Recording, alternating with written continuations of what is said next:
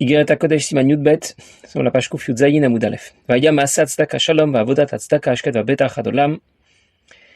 L'Admor Zaken rapporte un pasouk dans Ishaïa qui dit que l'action de la tzedaka amènera la paix et le travail de la tzedaka apportera la sérénité et la tranquillité éternelle. Dans ce pasouk, au départ, il y a un seul mot que l'on comprend, c'est le mot tzedaka. L'action de la tzedaka, je ne sais pas ce que c'est. Ça apporte la paix. De quelle paix on parle? De quel conflit on parle? Et le travail de la tzedaka, avodat tzedaka, c'est certainement différent de l'action de la tzedaka. Et je ne sais toujours pas ce que ça veut dire. Et quelle est la différence entre l'action de la tzedaka et le travail de la tzedaka? Alors bien sûr, il faut aussi expliquer pourquoi l'action de la tzedaka, maaseh tzedaka, n'apporte que le shalom, la paix, tandis que le travail de la tzedaka, avodat tzedaka, apportera la tranquillité et la sérénité éternelle. Apparemment, la tranquillité et la sérénité éternelle sont bien supérieures à la paix ou shalom. Alors l'Admor Zaken va d'abord nous expliquer la différence qu'il y a entre maaseh tzedaka, avodat tzedaka, et la différence qu'il y a entre le shalom et ashket va'betach adolam, la paix et la sérénité, et ensuite nous expliquer pourquoi le maaseh, l'action de la tzedaka, apporte le shalom, et comment avodat tzedaka va apporter, le travail de la tzedaka apportera ashket va'betach adolam, la sérénité ou l'havin. Donc il faut comprendre à efresh ben maaseh la avoda, quelle différence il y a, qu'est-ce qu'on appelle l'action de la tzedaka et le travail de la tzedaka. J'ai traduit, mais on a tout de suite compris que la traduction nous amenait pas très loin. Ou ven shalom ve'ashket va'betach roulé, entre la paix et la sérénité, la tranquillité éternelle. Donc on a 4 notions à expliquer pour récapituler. Qu'est-ce que ça veut dire maaseh, l'action de la tzedaka? Qu'est-ce que ça veut dire avoda, avodat tzedaka? Que veut dire ashket va'betach, la tranquillité et la sérénité? Et que veut dire le shalom, la paix? Alors pour l'instant, on va commencer par le début. On va d'abord parler de shalom, de paix. Alpi machamru, rabotenu zichronam livracha, selon ce que nos maîtres disent. Al pasuk, au sujet du pasuk. Ose shalom bimromav. Dieu fait la paix dans les hauteurs, dans le ciel. Ki Michael sarshel mayim. Michael est le malach qui est préposé à l'eau. Ve Gabriel sarshel esh. Gabriel est le malach qui est préposé au feu. Ve ein mechabin zedze. Ils ne s'éteignent pas l'un l'autre. Je continue encore quelques lignes et je vais tout reprendre. Quel marche Michael sarshel chesed anikra beshem mayim ayordim makom gavoa le makom d'amour. C'est-à-dire que Michael qui est appelé sarshel chesed, le malach qui gère toute la bonté de Dieu dans la création et que l'on compare à l'eau qui descend du plus haut au plus bas. Vous prinat ashpa vitpash tout achiyut molamot alin tartonim, qui correspond à ce que Dieu apporte à l'ensemble des mondes de la création du plus haut au plus bas. Ou prinat esh et tivalalot les malas. Ou bien le feu, qui dans sa nature monte vers le haut, prinat akvura vistalkut ashpata chanim imata les malas, qui correspond à une retenue, à retirer la vie et l'énergie que Dieu pourrait apporter à la création. Du bas vers le haut, cette fois, comme la flamme qui s'élève du bas vers le haut, chez le lashperak betimsum atsumrav, et qui voudrait dire que Dieu n'apporterait à la création qu'avec beaucoup de rigueur et de retenue. Ven midot negdeyot et friyot zolazo. Ce sont donc 2 caractères complètement opposés. Dainu, vainu, kshen prinat midot levadan. Quand elles sont à titre de midot, comme des caractères. Achakadosh baruch hu, c'est shalom benehem. Mais Dieu fera la paix entre elles. Bien. Que vient nous dire ici l'Admor Zaken? Pour comprendre ce que représente le shalom dans notre monde, nous allons d'abord expliquer ce que représente le shalom dans le ciel, en haut. Le pasuk dit « Ose shalom bimromav ». Dieu fait le shalom dans les hauteurs, dans le ciel. On a parlé de 2 malachim qui interviennent dans la création. Michael est un malach associé à l'eau. Gabriel est un malach associé au feu. L'eau et le feu dont il est question ne constituent pas le corps de ces malachim. Le Rambam explique au début de Sefer Hamada dans Mishneh Torah que tous les éléments de la création sont constitués d'un chomer et d'une tsura. Pour simplifier très rapidement, d'un corps et d'une neshama. Un homme possède un corps constitué de 4 éléments de base. Esh, ruach, mayim, afar. Le feu, l'air, l'eau et la terre. Un malach aussi possède un corps, mais qui n'est constitué que de 2 éléments de base sur 4, Esh et Ruach, le feu et l'air. Et l'Admor Zaken nous parle de l'association du malach Michael à l'eau et du malach Gabriel au feu. Mais il ne parle pas de l'élément dominant qui constitue le corps du malach. L'eau et le feu vont plutôt désigner ici la tsura de ces malachim, leur caractère, leurs caractéristiques, ce qui les distingue dans leur mission. Michael est le représentant du bien. Il intervient dans le domaine du chesed. Et on l'associe à l'eau qui descend toujours du haut vers le bas et qui représente le chesed. Gabriel est le représentant de la rigueur. Et il intervient dans le domaine des gvurot. On l'associe au feu, le feu qui monte toujours vers le haut et qui représente gvura, la rigueur, la sévérité, la retenue. Imaginez un peu, dans le même gouvernement, 2 ministres avec des idées diamétralement opposées, ou bien une coalition dans laquelle on retrouve des députés arabes et des députés juifs. Plus simplement, le ministre du budget souhaite maîtriser les dépenses. Le ministre des Affaires sociales ou ministre des Armées, souhaite augmenter les dépenses. Et ces deux ministres ont le même objectif. Ils veulent la pérennité du royaume ou la pérennité de l'État, mais leur approche est différente. Lorsque le roi apparaîtra et va trancher, il saura conjuguer ces deux approches. Alors de la même manière, Michaël souhaite donner aux différents mondes de la création sans compter, sans garder. Et Gabriel, au contraire, souhaite retenir et ne jamais rien donner, sauf exception. Os c'est Shalom Bimromav. Ça veut dire que Dieu intervient et va faire le Shalom entre Michaël et Gabriel. Dieu se révèle et va réunir les chassadim et les gvurot. Il va les conjuguer.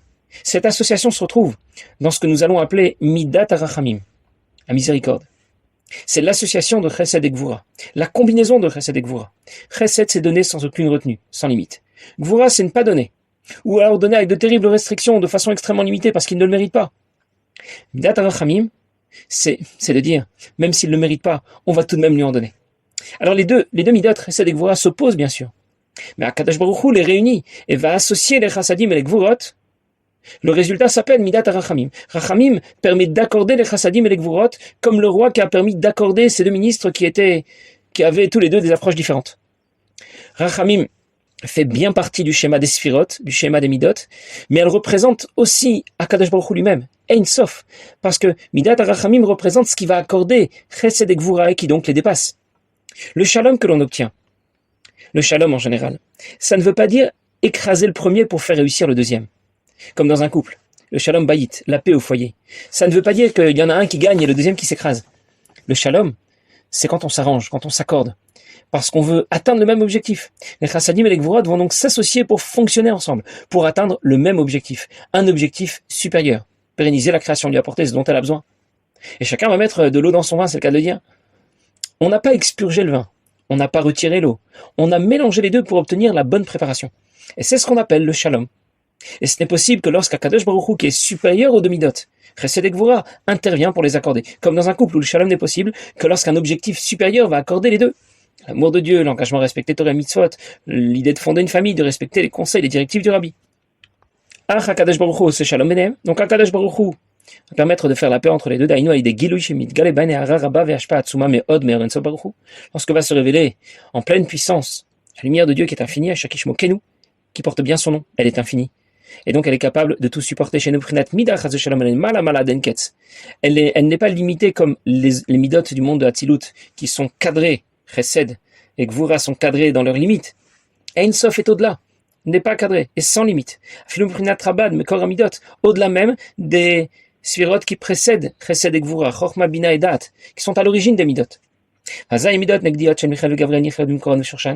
dans ce cas, les deux midot qui s'opposent, les deux malachim qui s'opposent, Michaël et Gabriel, vont se rejoindre parce que ce qui en est à l'origine se révèle, et va les réunir tous les deux. Et en se rejoignant, elles vont s'effacer dans la grandeur de Dieu qui vient de se révéler. Je vais reprendre ce que l'Admor Zaken vient de nous dire. Akadosh Baruch Hu est sans limite. Ein Sof n'est pas une mida, ce n'est pas un attribut divin. Ein Sof, ça veut dire que Dieu n'est pas limité comme une mida. On parle souvent des midas d'Akadosh Baruch Hu, sa bonté, sa rigueur, sa royauté, sa sagesse ou sa compréhension. Et on pense naïvement avoir compris ce que ça voulait dire. On pense, je sais ce que c'est que la bonté. Pour Akadosh Baruch Hu, c'est la même chose, mais en grand, plus fort. Je sais ce que c'est que la rigueur. Et pour Akadosh Baruch Hu, ça doit être un peu la même chose, mais en plus fort, plus intense. En réalité, on ne sait pas ce que représente la bonté et la rigueur de Dieu. On ne peut même pas imaginer ce que ça veut dire. Il y a un autre siman dans Greta Kodesh, où l'Admor Zaken a cité le pasouk, qui rapporte les mots d'Avram Avinu. Vanochi afar vaefer, lorsqu'il prie à Kadosh Baruch Hu pour obtenir que les habitants de la ville de Sodome et Amora soient épargnés. Et il dit à Kadosh Baruch Hu, Vanochi afar vaefer, je suis de la cendre et de la poussière. Le pshat, ça veut dire, j'aurais déjà dû mourir et devenir de la cendre et de la poussière, puisque j'ai combattu les 4 rois qui avaient vaincu les 5 autres. Et finalement, j'ai gagné contre eux alors que j'aurais dû mourir. Logiquement, j'aurais jamais dû gagner, donc j'aurais dû devenir de la cendre et de la poussière. Et malgré tout, j'ose encore m'adresser à Kadosh Baruch Hu pour lui demander d'épargner la ville de Sodome et Amora. C'est le pshat. Mais on explique qu'Avraham Avinu était à son époque le représentant dans ce monde de Midat HaChesed, de la bonté de Dieu. Tellement il rayonnait de bonté qu'il faisait de l'ombre à Midat HaChesed de Hatzilut, à la bonté de Dieu qui brille dans le monde de Hatzilut. Quand le Midrash raconte que Midat HaChesed s'est plaint à Kadosh Baruch Hu et il a dit depuis qu'Avraham Avinu me remplace dans ce monde, je n'ai plus rien à y faire. Et malgré tout, le passouk vient nous apprendre Anochi afar vaefer, je suis de la cendre et de la poussière, qu'on peut autant comparer Avraham Avinu et Chesed mida de chesed du monde de Hatzilut, on peut autant le comparer qu'on peut comparer la cendre et le bois. C'est l'idée du pasouk. Avraham Avinu nous dit, je ne suis que de la cendre et de la poussière. La cendre vient du bois, bien sûr. Mais la cendre, ce n'est pas du bois. C'est seulement le résultat de la combustion du bois. Mais c'est absolument pas la même chose. Et d'habitude, on explique dans la Chassidut que les midot de Hatzilut, les midot d'Akadosh Baruch Hu, comme chesed et gvura, la bonté et la rigueur d'Akadosh Baruch Hu, et les qualités que nous connaissons qui appartiennent à ce monde, à l'homme, la bonté et la rigueur, n'ont absolument rien à voir. C'est complètement différent. Autant il y a de différence entre la cendre et le bois. Même si les midot d'Akadosh Baruch Hu sont à l'origine des nôtres, mais elles sont complètement différentes, autant il y a de différence entre la cendre et le bois. Chesed et gvura au niveau de l'homme sont limités. Chesed et gvura au niveau d'Akadosh Baruch Hu sont illimités. C'est écrit dans Tikkun Zohar. Admor Zaken le rapporte dans Greta Kodesh Siman Chaf. Dieu et sa lumière ne font qu'un. Dieu et ses kelim, ses réceptacles ne font qu'un. Chaque mida est construite par l'association d'un keli et de orot, de lumière et de réceptacle. Chaque mida est donc infini, comme Akadosh Baruch Hu est infini. Et les midot que l'on décrit dans le monde de Hatzilut, que l'on attribue à Akadosh Baruch Hu, sont donc complètement décalés par rapport à ce qu'on pourrait imaginer. Mais comme il faut bien en parler, alors on va leur coller une étiquette. Une étiquette qui nous parle au moins, mais qui ne décrit pas du tout le contenu, la mida d'Akadosh Baruch Hu sur laquelle on a collé cette étiquette. Les midot d'Akadosh Baruch Hu, chesed, gvura, sont sans limite, comme Akadosh Baruch Hu est sans limite, Ein Sof. Voilà ce qu'on explique habituellement dans la Chassidut. Pourtant, dans notre siman, l'Admor Zaken précise que la dimension infinie des midot d'Akadosh Baruch Hu, de chesed et de gvura par exemple, est tout de même inférieure à la dimension infinie d'Akadosh Baruch Hu lui-même. Je vais le dire autrement. Les attributs d'Akadosh Baruch Hu, les midot d'Akadosh Baruch Hu sont infinis, mais cette dimension infinie des midot est relative. Akadosh Baruch Hu lui-même est infini, Ein Sof, mais cette dimension infinie d'Akadosh Baruch Hu est absolue. Alors je récapitule. En présence d'Ein Sof, de la dimension infinie absolue du divin, les attributs, les midot d'Akadosh Baruch Hu se rejoignent, s'accordent. Michael et Gabriel s'accordent, Chesed et Gvura se conjuguent ensemble. Comme en présence du roi, les deux ministres qui s'opposaient vont maintenant se rejoindre, travailler ensemble dans l'intérêt du royaume. Chesed n'a pas disparu devant Gvura, on n'a pas éliminé l'un des deux ministres. Gvura ne s'est pas effacé devant Chesed. Et c'est là qu'on pourra parler d'un vrai shalom, d'une vraie paix. Chacun garde son caractère, mais parvient à s'entendre avec l'autre et à travailler avec l'autre. On peut comprendre l'association de deux éléments qui ne vont pas ensemble au départ pour atteindre un objectif commun avec un exemple qu'on retrouve dans la halakha. Il existe une interdiction que l'on appelle kilaïm. C'est une interdiction qui s'applique au règne animal, au règne végétal. On ne peut pas, par exemple, labourer un champ en faisant tirer la charrue par un âne et un taureau en même temps. C'est un chok, c'est un décret d'Akadosh Baruch Hu, on ne peut pas l'expliquer. On peut tout de même comprendre qu'on ne veut pas risquer qu'il s'accouple et qu'une nouvelle espèce vienne apparaître. On ne veut pas casser la création comme Dieu l'a créée. On ne peut pas non plus greffer une espèce végétale sur une autre, semer du blé et du raisin en même temps. C'est aussi un chok, c'est aussi un décret qui ne s'explique pas, mais on comprend aussi que de cette manière, on évite la formation d'une nouvelle espèce végétale. Dieu a créé le monde avec un certain ordre, avec un certain seder, on doit le respecter. On ne peut pas non plus porter un vêtement dans lequel on va trouver du lin et de la laine. Ce qu'on appelle chatnez. Et pourtant, il y a une exception à cette interdiction. Si ce vêtement est utilisé pour accomplir une mitzvah, il pourra contenir du lin et de la laine. Par exemple, on pourrait, dans l'absolu, on ne le fait pas, mais on pourrait porter un tzitzit de lin, dont le vêtement serait fait en lin, et les fils seraient dessus en laine. La ceinture, le havnet du Kohen Gadol, contient aussi du lin et de la laine. Ces deux vêtements permettent d'accomplir une mitzvah, et dans ce cas, les deux éléments qui ne pouvaient pas s'accorder ensemble, maintenant vont pouvoir s'accorder, vont pouvoir se rejoindre. Et le Rabbi explique dans une sikha que le lin et la laine n'ont pas été modifiés. On les a seulement associés, on les a accordés dans le même vêtement, parce qu'il y a ici un objectif supérieur à atteindre, un objectif supérieur à accomplir une mitzvah. Et c'est justement l'idée dont nous parle ici l'Admor Zaken au début de notre siman, pour nous expliquer ce que veut dire le shalom. Ein Sof se révèle, et les malachim, Michael et Gabriel, se rejoignent, vont s'accorder ensemble. Au départ, Michael ne supporte pas Gabriel. Gabriel ne supporte pas Michael, comme Chesed et Gvura ne se supportent pas. Ce sont des malachim. Ils fonctionnent sur un mode différent. En présence d'Ein Sof, ils vont pouvoir s'accorder. C'est ce que représentera Midat Arachamim. C'est la Mida qui supporte l'association de Chesed et Gvura parce qu'elle les dépasse. Et on va donc l'associer à Ein Sof, à la Torah. Et c'est pour cette raison que la Torah est appelée Rachamana, du mot Rachamim, qui veut dire la miséricorde. On raconte qu'un jour, un juif est venu se présenter devant Rav Akadosh Rabbi Levi Yitzhak Mibarditchov. Il voulait lui demander comment réparer une certaine faute qu'il avait faite. Mais il a expliqué à Rabbi Levi Yitzhak que cette faute qu'il avait commise avec une jeune fille n'était pas une faute si grave parce que il lui avait dit auparavant d'attendre les 7 jours réglementaires et de se tremper dans un mikvé. Et donc il n'y avait pas d'interdiction concernant le Issoum Nida, mais malgré tout il voulait demander une réparation, comment réparer cette faute. Quand Rabbi Yitzhak Mibarditchov a entendu ça, il a dit comment? Pendant 7 jours, tu as prémédité cette faute. Pendant 7 jours, tu n'as pas eu un seul remords, un seul regret, et tu as attendu de pouvoir commettre cette faute. Il n'y a aucune solution pour cette faute. C'est trop grave. Alors, notre homme est parti, et il est allé voir l'Admor Zaken. Et l'Admor Zaken l'a écouté, et il lui a dit de quelle façon faire tchouva. Alors il a dit à l'Admor Zaken, j'étais chez votre Mechoutan, parce que l'Admor Zaken et Rabbi Yitzhak Mibarditchov étaient en famille, et il a dit j'étais chez Rabbi Yitzhak Mibarditchov, et il m'a dit qu'il n'avait aucune solution pour moi, que aucune tchouva ne pourrait fonctionner. Et l'Admor Zaken lui a dit, mon Mechoutan, Rabbi Yitzhak Mibarditchov, c'est un malach, et un malach ne peut pas supporter une avéra. Ensuite il s'est présenté de nouveau devant Rabbi Yitzhak Mibarditchov, il lui a raconté que l'Admor Zaken lui avait proposé, lui avait expliqué de quelle manière faire tchouva. Et Rabbi Yitzhak Mibarditchov lui a dit, je comprends, parce que l'Admor Zaken, Rabbi Shneur Zalman, c'est un maître de la Torah, et un maître de la Torah peut tout supporter. Chesed ne supporte pas Gvura, Gvura ne supporte pas Chesed, Michael et Gabriel ne peuvent pas supporter l'un l'autre. Mais en présence de Ein Sof, Midat Rachamim, Rachamana, la Torah, alors ils peuvent s'accorder, ils peuvent fonctionner et travailler ensemble. Alors vont s'accorder et s'adoucir la rigueur par la bonté, parce que la bonté reste tout de même dominante,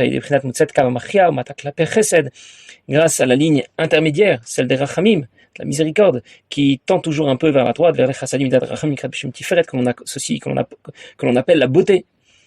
Bedivrei Chachma Emet, c'est comme ça que l'appellent les maîtres de la Kabbalah, les Fichiklulam, Bet Gvunin, parce elle vient associer deux couleurs différentes, deux caractéristiques différentes, l'Oven Vodem, le rouge et le blanc et le rouge, qui sont associés respectivement à Chesed et Gvura, à Amramzim, le Chesed et Gvura. Rachamim est appelé Tiferet, on traduit la beauté est obtenue en accordant favorablement des couleurs différentes. C'est la variation harmonieuse des couleurs sur un tableau, sur un vêtement, qui vont le rendre joli. Rachamim vient accorder Chesed et Gvura, et c'est ce qui fait sa beauté. On retrouve la même idée au sujet de la manne. La manne, c'est le pain dont se sont nourris les Bnei Israël dans le désert. C'est un pain qui vient du ciel et qui peut prendre tous les goûts, qui supporte tous les goûts différents.